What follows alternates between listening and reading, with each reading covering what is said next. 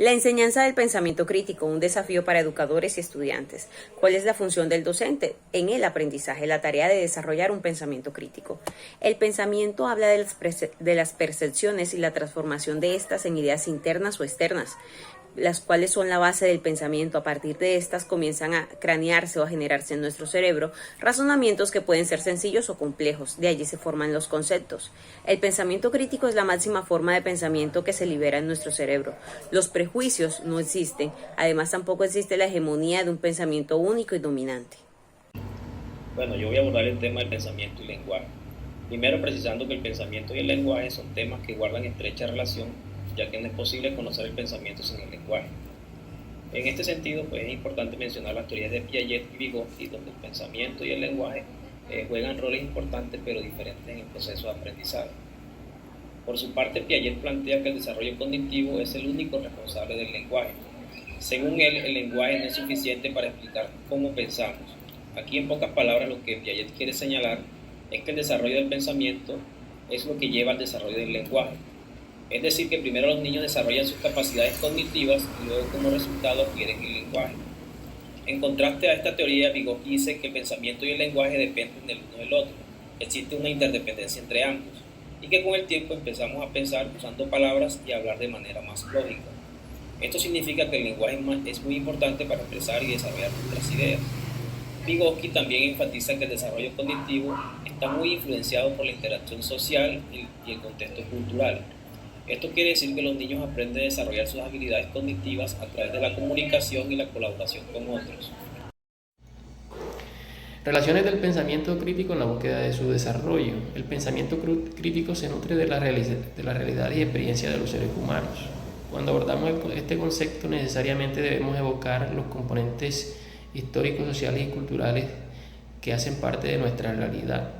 El pensamiento crítico no acepta y cuestiona la hegemonía de un pensamiento único y dominante. La filosofía latinoamericana plantea la descolonización pedagógica.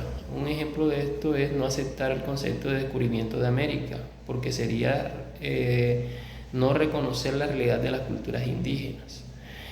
Con lo anterior no queremos decir que el pensamiento crítico plantee un mero carácter destructivo, sino también reconstruir desde una mirada multifacética e interlógica, un saber de distintas miradas e interpretación. La libertad de expresión y la reflexión son mecanismos para fortalecer el pensamiento crítico.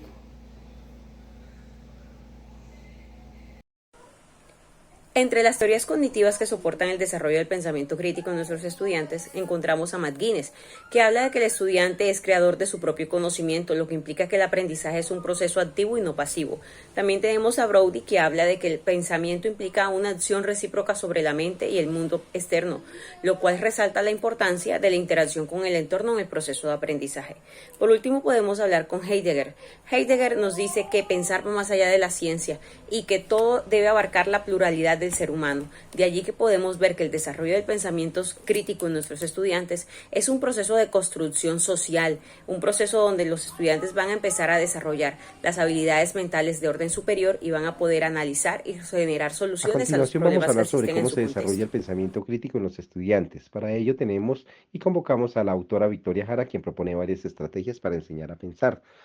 El primero es fomentar una lectura crítica, transformar a docentes y padres en motivadores. De esta manera se mejora el rendimiento académico y cultural de los estudiantes. Promover la reflexión sobre el pensamiento para desarrollar una forma de pensar más abierta. Utilizar diversas formas del pensamiento. Incorporar teorías cognitivas en la enseñanza. De esta manera, pues al entender cómo se piensa, pues se crean nuevos y mejores formas de utilizar el pensamiento. Incorporar el debate y la discusión para facilitar espacios para el debate y confrontar los puntos de vista de cada uno de los participantes. De esta manera se está argumentando, también se está enseñando a considerar las múltiples perspectivas desde cada uno de los puntos de vista de los participantes de este tipo de estrategias. Espero que les haya gustado la exposición y que se haya entendido un poco sobre cómo se desarrolla el pensamiento crítico. Agradecemos su atención. Muchas gracias.